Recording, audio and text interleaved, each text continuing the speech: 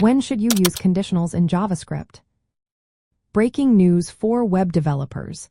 The question on many minds today is, when should you use conditionals in JavaScript? As web applications become more interactive, understanding conditionals is essential.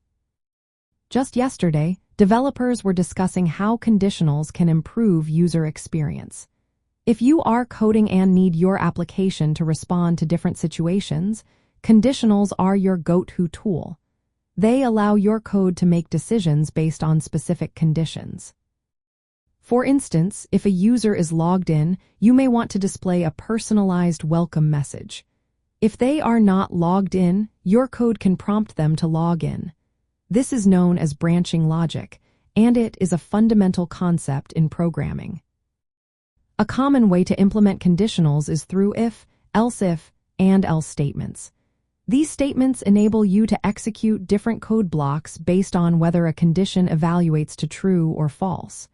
For example, you can write, if user logged in, show welcome, else, show login button. This simple structure allows your application to react appropriately to user actions. Conditionals also play a vital role in handling optional data. With modern JavaScript and TypeScript, features like optional chaining and nullish coalescing can simplify your code. For instance, if you want to access a user's state, but it might not be available, you can write const_state is equal to user address, state, no state provided. This line checks if user address and user address state exist. If they do not, it returns a default value. This approach is cleaner than using lengthy if-else statements. In addition, conditionals are essential for error handling. If a network request fails, you can check for the error and provide a different response. This ensures that users receive clear feedback when something goes wrong. Moreover, in event handlers, conditionals help you respond to user actions effectively.